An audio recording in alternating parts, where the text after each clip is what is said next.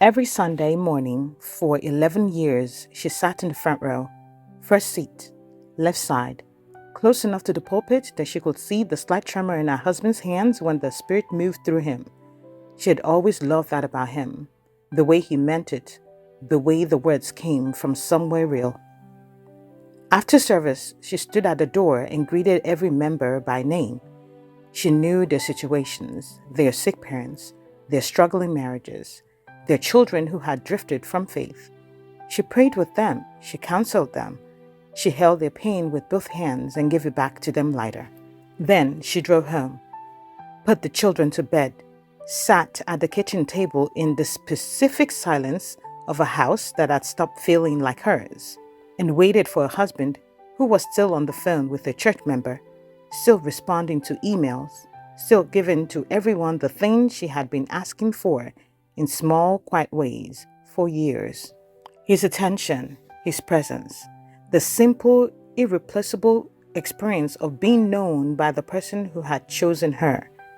She had been sitting at that kitchen table for 11 years, and not once in all of it had Pastor Ray put down the phone, sat across from her, and asked how she actually was. Welcome back to YinkusPepe Talks. Real talk, real life with clear eyes. If you're new here, I am YinkusPepe, and this is Yinkus Digest. Today's story is about a woman who counseled everyone else's marriage while her own was quietly dying in the front row. The calling and the costs. Dana met Ray at 24 at a church conference in Atlanta. He was leading a breakout session on marriage and community, which she would later find quietly ironic, and she sat in the third row and watched him hold a room with the specific ease of someone who had found the thing they were made for. They were married 18 months later. She was not naive about what she was choosing. She had grown up in ministry. She knew what a pastor's wife's life looked like from inside. The early mornings and the late nights, the meals interrupted by crisis calls, the vacations that got canceled because someone in the congregation needed the pastor more than his family did that week. She had watched her own mother live that life with grace, and she had told herself she was built for it too. What she had not fully accounted for, what nobody had told her because nobody talks about this honestly, was the specific way that a man who is called to see the people can develop a blind spot, the exact shape and size of his wife. Pastor Ray was extraordinary at his job. He was the kind of pastor who remembered the names of your children and your parents and your fears, who called you on anniversary of your loss because he had written it down and he meant it, who sat with dying men and graven women and struggling couples with the full weight of his presence and never made any of them feel like a burden. He gave people the experience of being truly known. He just did not give it to Dana. The slow erasure. It started small, the way these things always start. A dinner that got interrupted and never resumed. A conversation she had started that got redirected by a phone call he had to take. A Saturday she had planned for the two of them that became a hospital visit, for a church elder that became a deacon's meeting, that became another evening she sat across from an empty chair and told herself this was the life she had agreed to. So she adapted. This is what Dana did. She was good at adapting. She restructured her expectations to fit the reality of their life. She stopped initiating the conversations she wanted to have because initiating them meant competing with the congregation for a finite resource, and she had decided somewhere in year 4 that she was not going to be the kind of wife who competed. She would be supportive. She would be gracious. She would be the woman behind the man that God was using, and she would find her fulfillment in that. She prayed for the grace to mean it.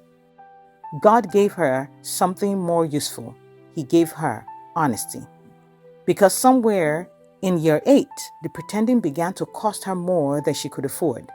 The grace she had been performing became too expensive. The woman who sat in the breakout session at 24, curious, vibrant, full of her own ideas and hunger, and becoming That woman had been replaced by a function. The pastor's wife, the first lady, the woman in the front row. A role so thoroughly performed that Dana had stopped being able to find herself inside it. The letter. The moment that changed everything did not come from Pastor Ray. It came from a woman named Cheryl. Cheryl was a newer member of the congregation, mid-40s, recently divorced. The kind of woman who asked direct questions because she had stopped having the patience for indirect ones. She and Dana had developed a friendship over the previous year. Nothing formal, just coffee after the women's Bible study. The kind of friendship where you start saying the real things without planning to. One afternoon, Cheryl looked at Dana across a coffee shop table and said, "Can I ask you something?" Dana said yes. Cheryl said, "Are you happy?" Not "are you okay?" Not "how are things?" Are you happy? Dana opened her mouth to give the answer she always gave and could not. She sat there for what felt like a very long time, and then she said, "I don't think I know how to answer that anymore." She went home that evening and wrote her husband a letter. Not an email, a letter. 6 pages front and back in the handwriting she had not used for anything important since college.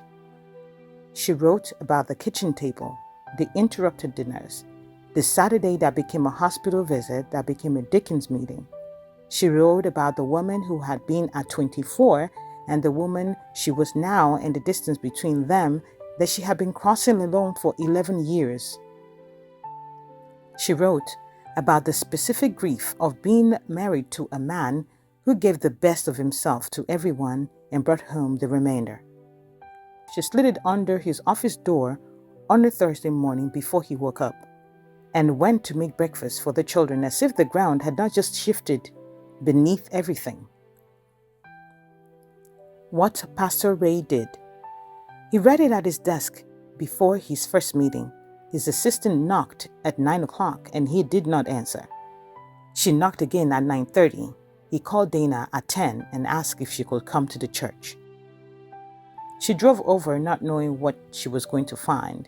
She found him sitting on the floor of the office with the letter in his hands and his face in a state she had never seen it in. Not grief, exactly. Something closer to shock. The specific shock of a man who has just been shown clearly and undeniably that the person he loved most in the world had been in pain for 11 years and he had not known or seen it. Not because it was cruel, because he had just not looked. He said, "Dana, why didn't you tell me?" She said, "I told you in every way I knew how." He said, "I didn't hear it." She said, "I know. That's what the letter is." They did not fix it that day. 11 years of slow erasure does not get repaired in a morning. But something began that day that had not been possible before because Dana had finally, at the cost of 6 pages of honesty, made it impossible for Ray to not know. They went to counseling. Ray restructured his schedule in ways that cost him professionally and chose to let them cost him.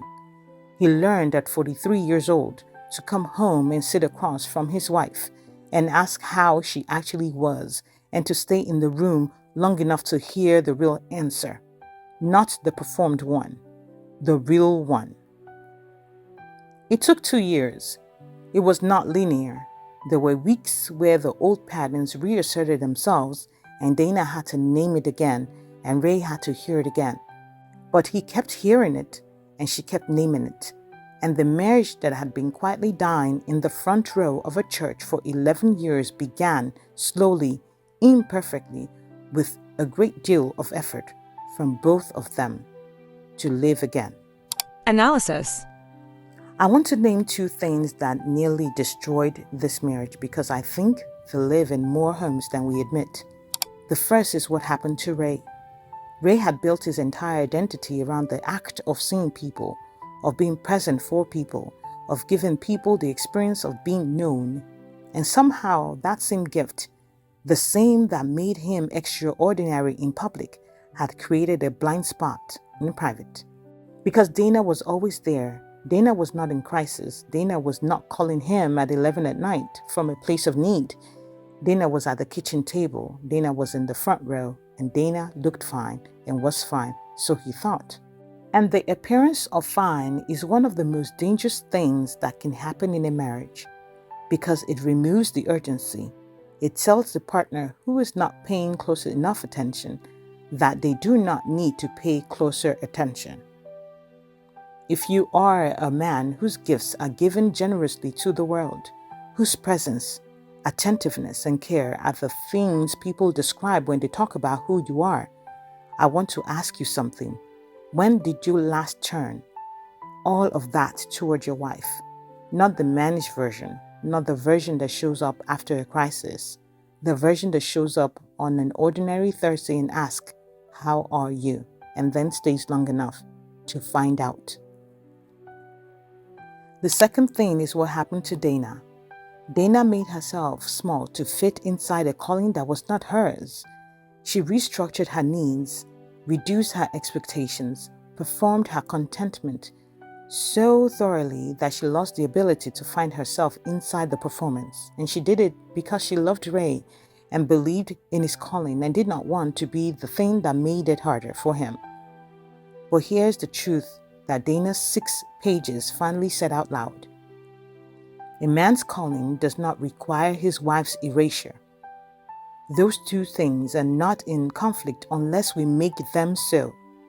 Dana's loneliness was not a spiritual failing, it was information. It deserved to be spoken, heard, and taken seriously long before it took 6 pages to make it undeniable.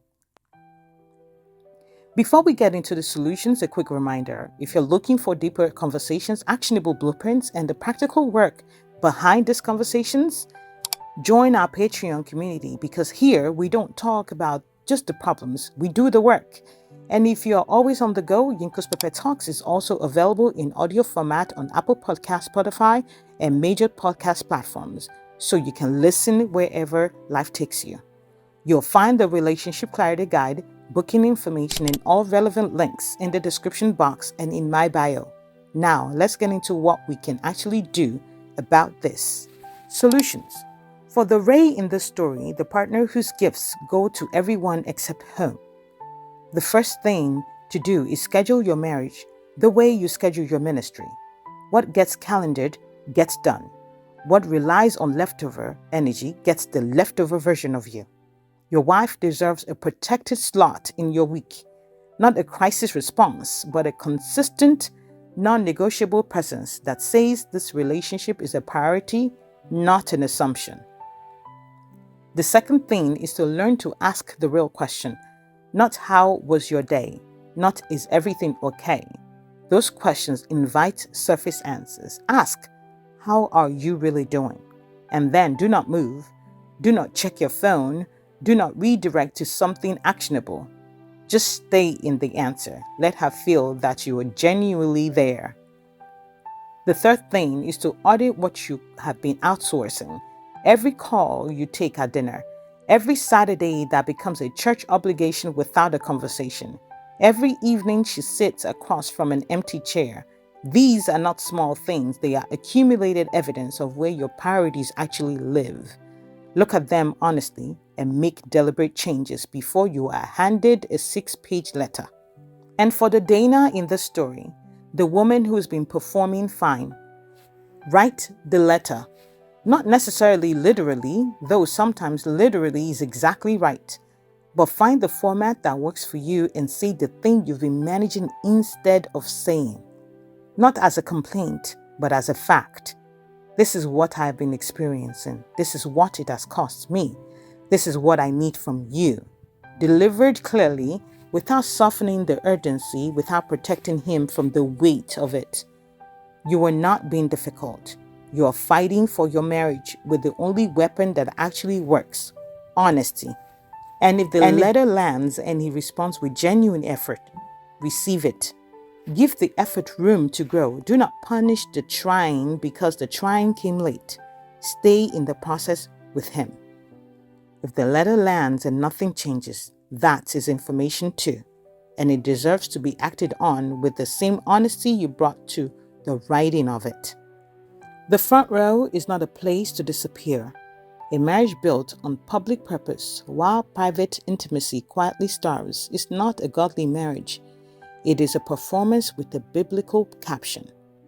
Real love, the kind worth preaching about, sees the person, not the role, not the function, not the front row smile that has been practiced so long it stopped requiring effort. The person. If you're being seen by everyone except the one who stood at the altar and promised to see you, that is not your cross to carry in silence. That is a conversation that is long overdue. Have it. Have it this week. Have it before the kitchen table becomes the place where you sat alone for 11 years and called it ministry. Your marriage is the ministry. Start there. Thank you for listening to me today. If this conversation resonated with you, don't forget to like, share, and subscribe, and join the conversation in the comments. Until next time, this is Yinkus Pepe.